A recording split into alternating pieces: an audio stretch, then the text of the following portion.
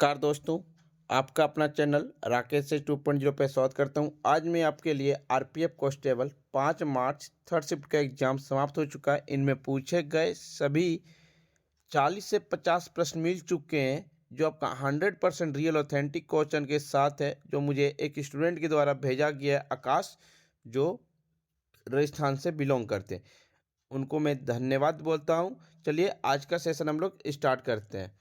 पहला जो प्रश्न है आप और जिन्हें पीडीएफ चाहिए वो हमारे टेलीग्राम या व्हाट्सएप ग्रुप पर ज्वाइनिंग कर सकते हैं। सितंबर 2024 में फीडे ने जारी रैंकिंग में पहला स्थान किसका? तो नॉर्वे के मैग्नस कार्लसन का पहला स्थान है।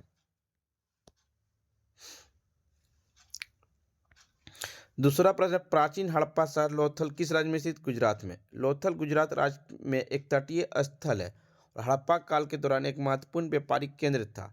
लोथल में कृत्रिम गोदी बाड़ा सबसे अनोखी विशेषता एक व्यापारिक केंद्र के रूप में इसके महत्व को दर्शाता है। इस स्थल की खोज 1964 में S.R. राव ने की थी। यह साबरमती नदी की एक सहायक नदी भोगवा नदी के तट पर स्थित है।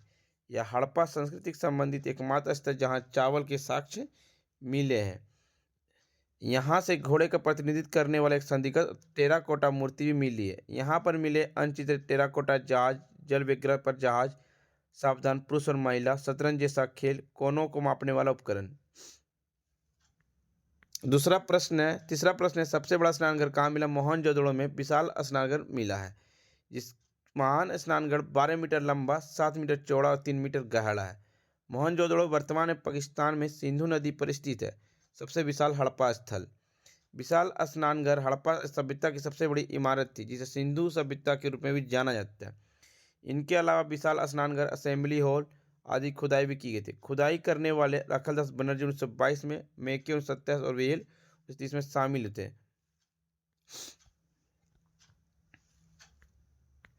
धन का निष्कासन का सिद्धांत सबसे पहले किसने दिया? दादाभाई नौरोजी ने दिए थे। दादाभाई नौरोजी ने अपनी पुस्तक poverty and un British rule India में धन के निष्कासन के सिद्धांत का वर्णन किया। पुस्तक 1901 में अंग्रेजी भाषा में प्रकाशित हुई थी। दादाभाई नौरोजी के बाद आर.सी. दत्त ने अपनी पुस्तक इकोनॉमिक हिस्ट्री इन इंडिया में इसका उल्लेख किया गया। दादाभाई नौरोजी को भारत के वयोवृद्ध पुरुष के रूप में भी जाना जाता है। वह ब्रिटिश साम्राज्यवाद के आर्थिक आलोचक थे। उन्होंने 3 बार भारतीय राष्ट्रीय कांग्रेस सत्र की अध्यक्षता भी किए थे। भारत में ब्रिटिश शासन का अंत किस वर्ष हुआ? 1858 के भारत सरकार अधिनियम के तहत ब्रिटिश भारत में अंग्रेजी ईस्ट इंडिया कंपनी का शासन समाप्त हो गया। इस अधिनियम के तहत भारत का शासन कंपनी से ब्रिटिश क्राउन को हस्तांतरित कर दिया गया, जो प्रत्यक्ष शासन की अवधि की शुरुआत का प्रतीक था। ब्रिटिश राज के नाम से भी जाना जाता था। राष्ट्रपति के निर्वाचन मंडल में शामिल कौन है? संसद के दोनों सदनों के निर्वाचित सदस्य एवं राज्य विधानसभा के निर्वाचित सदस्य। राज्यसभा, लोकसभा और राज्य विधानसभा। भारत के राष्ट्रपति अप्रत्यक्ष रूप से भारत की संसद के निर्वाचित सदस्यों और भारत के राज्यों एवं केंद्र शासित प्रदेश के विधानसभा एक निर्वाचित विधानसभा वाले से मिलकर एक निर्वाचित मंडल के माध्यम से चुने जाते हैं। वोटों की संख्या मूल्य के 42वें संविधान के परिणाम स्वरूप वर्तमान जनसंख्या के बजाय 1971 की जनसंख्या पर आधारित है। भारत के वर्तमान में राष्ट्रपति द्रौपदी मुर्मू, इन्हें 25 जुलाई 2022 को राष्ट्रपति के रूप में चुना गया। भारत के राष्ट्रपति भारत के राज्य का प्रमुख और भारतीय सशस्त्र बलों का सर्वोच्च कमांडर होता है। राष्ट्रपति 5 वर्ष की अवधि के लिए पद धारण करते हैं। समान कार्य के लिए समान वेतन भारत के संविधान के किस अनुच्छेद में? अनुच्छेद 39 के डी में है। अनुच्छेद 39 डी के तहत यह प्रावधान किया गया कि पुरुष एवं स्त्री को समान कार्य हेतु समान वेतन दिया जाना सुनिश्चित किया जाएगा।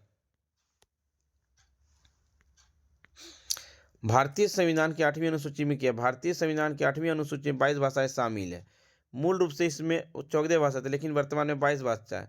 22 भाषा असमिया, बांग्ला, बोडो, डोंगरी, गुजराती, हिंदी, कन्नड़, कश्मीरी, कोंकणी, मैथिली, मलयालम, मणिपुर, मराठी, नेपाली, उड़िया, पंजाबी, संस्कृत, संथाली, सिंधी, तमिल, तेलुगु और उर्दू। सिंधी को 21वें संविधान संशोधन 1967 में जोड़ा गया। कोंकणी, मणिपुरी, नेपाली को 71वें संविधान संशोधन 1992 में जोड़ा गया। बोडो, डोंगरी, मैथिली और संथाली 2003 में 92वें संविधान संशोधन के द्वारा जोड़ा गया।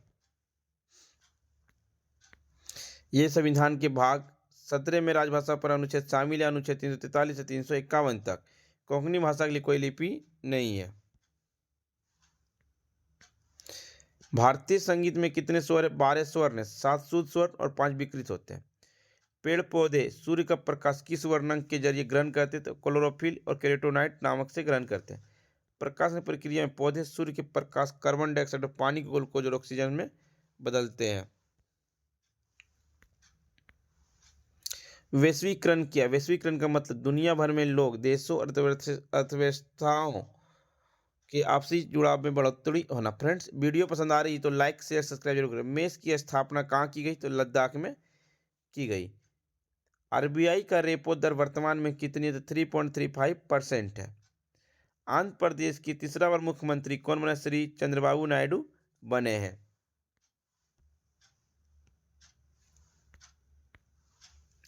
आरबीआई के पास सितंबर 2024 में कितना धन था? तो 800 के धन लगभग थे। 800 टन या 800 धन थे। 50 सेंटीमीटर से कम बारिश कहाँ होती है? पश्चिमी राजस्थान में होती। सर्वाधिक वर्षा कहाँ होती? मानसून और मेघालय में होती है। मंत्रिपरिषद किस अनुच्छेद से संबंधित? अनुच्छेद 74। अनुच्छेद 74 75 से संसदीय प्रणाली से संबंधित है। संसदीय प्रणाली में कार्यपालिका विधायिका एक हिस्सा होती है जो कानून को लागू करती है और इसे बनाने में भी सक्रिय भूमिका निभाती है। देश के प्रधान एक औपचारिक पद धारण करता है और नाममात्र का कार्यकारी होता है। उदाहरण के लिए राष्ट्रपति भारत में सरकार का प्रधानमंत्री होता है जो वास्तविक कार्यकारी होता है। संसदीय लोकतंत्र में सत्ताधारी दल देश की जनता के प्रति उत्तरदायी होता है। पीएम मोदी ने तीसरी बार प्रधानमंत्री की शपथ कब ली? 9 जून 2024 को तीसरी बार प्रधानमंत्री के रूप में शपथ लिए हैं। ये भारत के प्रधानमंत्री 2014 में बने थे। उत्तर प्रदेश ने किस विषय के लिए छात्रवृत्ति की घोषणा की? संस्कृत विषय के लिए। उत्तर प्रदेश ने किस विषय के लिए छात्रवृत्ति की घोषणा की? संस्कृत विषय के लिए। महाभारत को राज्यनामा में किसने बदला? बदायूनी ने बदला। महाभारत को अरबी भाषा में बदायूनी ने बदला था। उपभोक्ता संरक्षण अधिनियम कब आया? 1986 में। उपभोक्ता संरक्षण अधिनियम 1986 के लोकप्रिय रूप में कोपरा के नाम से जाता है। इस अधिनियम में उपभोक्ता अदालतों में प्रतिनिधित्व करने का अधिकार दिया गया। अधिनियम के तहत जिला, राज्य और राष्ट्रीय स्तर पर त्रिस्तरीय अर्ध न्यायिक तंत्र स्थापित किया गया। यह भारत में उपभोक्ताओं के हितों की रक्षा के लिए अधिनियमित किया गया। इस अधिनियम को अनुचित व्यापार प्रथाओं में माल में दोष और सेवाओं में कर्मियों की जांच के लिए उपभोक्ता संरक्षण के क्षेत्र में मैग्ना कार्टा के रूप में भी जाना जाता है। भारतीय संविधान का अनुच्छेद 315 किससे संबंधित? यूपीएससी और एसपीएससी से संबंधित है।